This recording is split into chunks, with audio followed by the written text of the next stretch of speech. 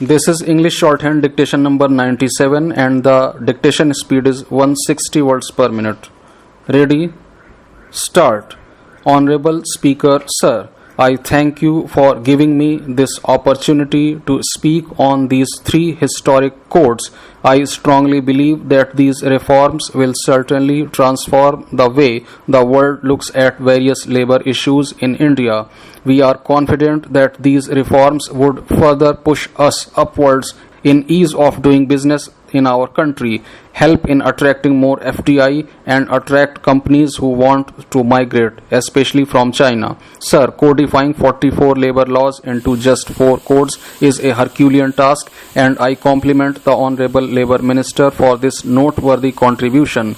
I also compliment him for accepting as many as 175 recommendations made by the Standing Committee on Labour.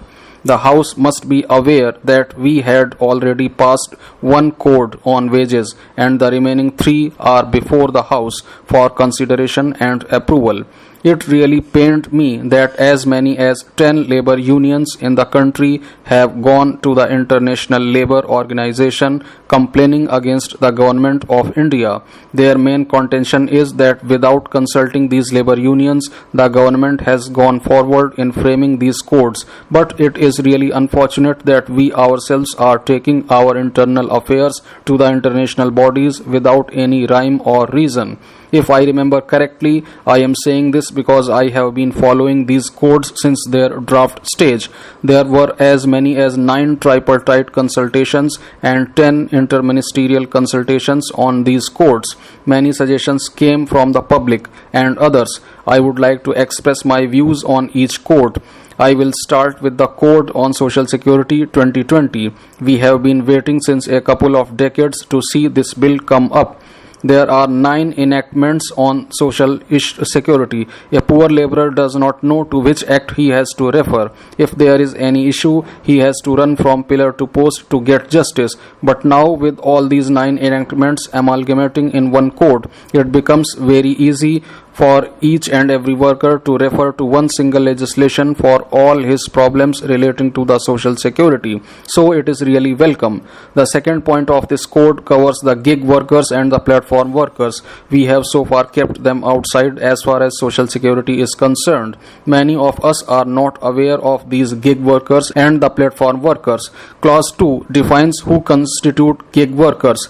A gig worker is a person who performs work or participates in work arrangements and earns some money which is outside the conventional employee-employer relationship. There are almost 1.5 million gig workers in the country working in delivery startups or as a driver partner in Ola, Uber, e-commerce companies, etc. The other new category of the workforce is the platform workers, which is defined under Section 2.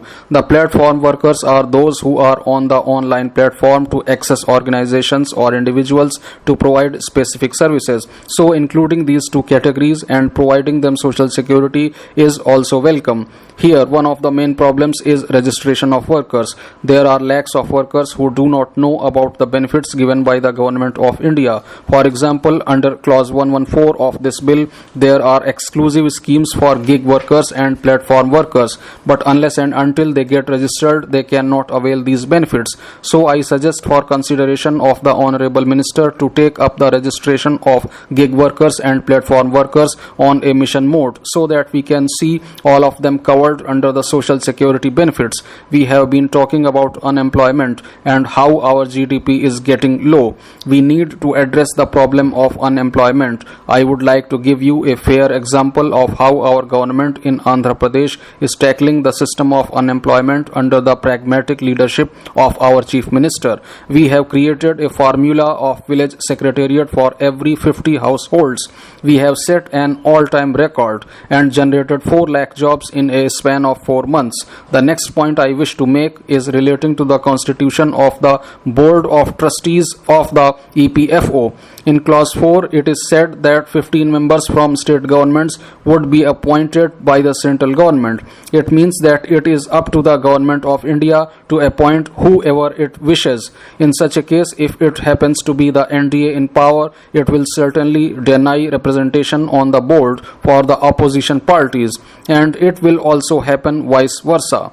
I would request the Honorable Minister to appoint 15 members from state governments on rotation basis so that all the states could be given the opportunity. Same is the case with clause 5 and clause 6. So I would request the Honorable Minister to appoint them on rotation basis.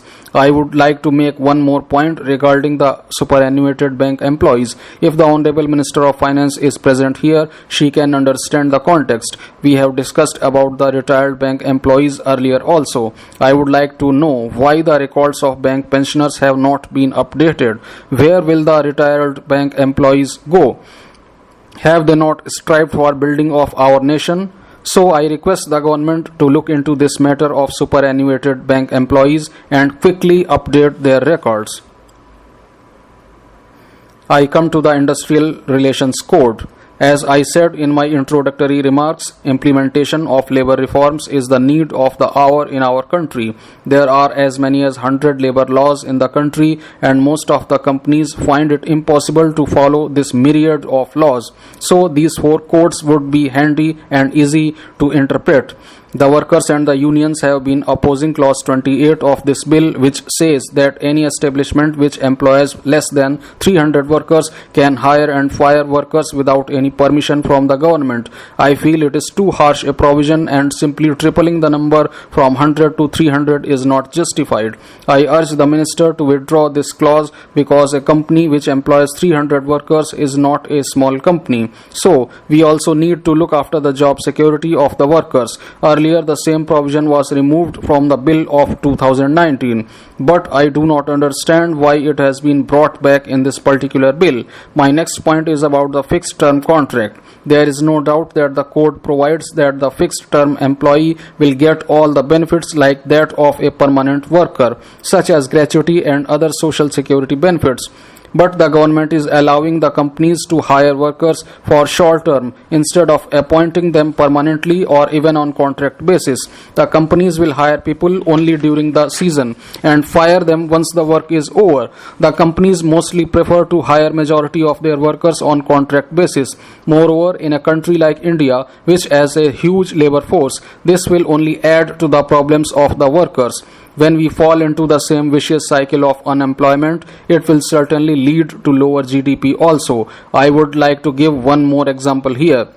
Even in government undertakings like ONGC, employees like field operators, executives and paramedics are being appointed only on contract basis. So I request the government of India to absorb them permanently in their organization. I would like to make a few points relating to Andhra Pradesh, and I would request the Honorable Minister to consider all these points and take appropriate action for resolution.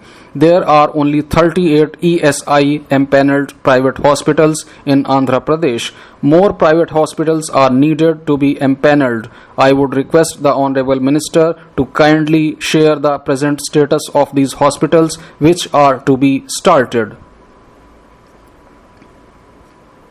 Honorable Chairman, sir, in addition to being a member of this august house, I am also the Vice Chairman of the Amara Raja Group. We manufacture the Amaron brand of automotive and industrial batteries. We have been in the business for 30 years now. All our factories are in Chittoor district of Andhra Pradesh, where we employ more than 16,000 people, and all of them are in non-migratory jobs. 90% of them are from the local district and 80% are in the first job in the history of their families. These are my credentials to be speaking on this subject. Since we are combining the 3 bills together, I request that I may be provided some extra time so that I can get all the points across to the minister. There is no doubt that this is a humongous exercise because it is not a child's play to bring nearly 45 enactments together and guide more than 100 other enactments being implemented by various states. So, without any hesitation, I compliment the Honorable Labour Minister for his stupendous work on these codes. benefits. I start with the Social Security Code relating to the methodology of computation of PF and insurance contribution under Clause 78. I suggest that these should be calculated on basic wages and not include commission or performance-based bonus, business expenses, leave encashment, etc. So they may be removed from the definition of wages. It will help employees in taking more salary home.